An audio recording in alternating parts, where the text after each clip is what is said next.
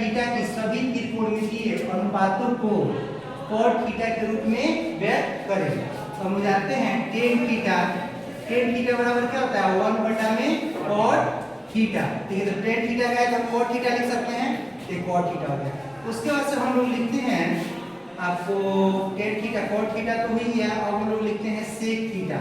तो sec theta को हम लोग को लिख सकते हैं sec स्क्वायर थीटा माइनस में tan स्क्वायर थीटा बराबर में 1 होता है, तो हम लोग sec स्क्वायर थीटा बराबर में लिख सकते हैं 1 प्लस माइनस उधर जाके क्या जाएगा प्लस, तो 1 प्लस में tan स्क्वायर थीटा, तो हम लिख सकते हैं sec स्क्वायर थीटा को बराबर में 1 tan स्क्वायर थीटा को 1 बटा में cot स्क्वायर थीटा।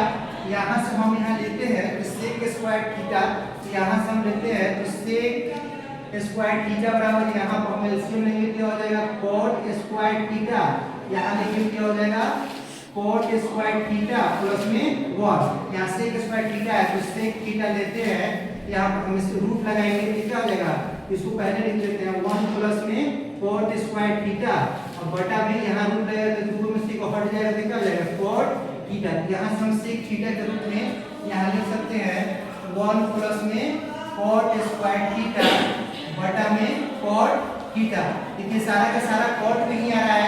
अब sec का उल्टा क्या होता है cos थीटा, तो cos थीटा sec का उल्टा cos होता है, तो सारा का सारा हम क्या कर देते हैं ऊपर लिख देते हैं, क्या हो जाएगा cot थीटा बटा में रूट अंडर 1 प्लस में cot स्क्वायर थीटा। 6 होता है देखो हो गया 1 2 3। अब जो है हम लोग लिखेंगे, अब हम लोग लिखते हैं sec हो गया, अब हम लोग लिखते हैं cosec थीटा, cosec थीटा। तो cosec थीटा बराबर होता है हम जानते हैं cosec स्क्वायर थीटा माइनस में cot स्क्वायर थीटा बराबर में 1।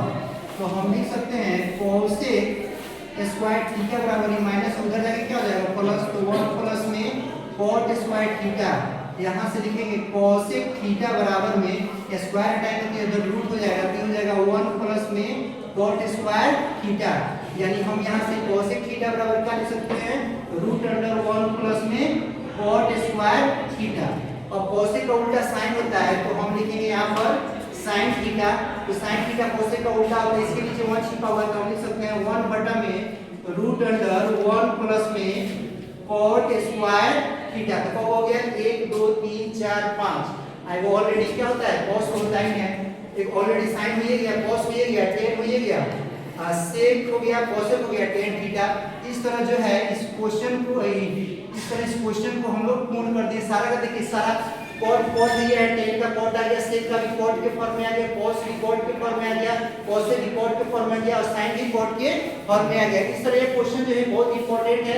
अगर यहाँ कहता है tan के फॉर्म में तो सारा का सारा tan के फॉर्म लिखते, यहाँ cot के फॉर्म cot थीटा के फॉर्म में आया तो सारा का सारा यह कब होगा जब आप सारा फॉर्मूला याद रखे रहिएगा तो उसका उपयोग करके आप इसको सॉल्व कर सकते हैं। परीक्षा देने जाने से पहले इसको एक बार जरूर देखिए।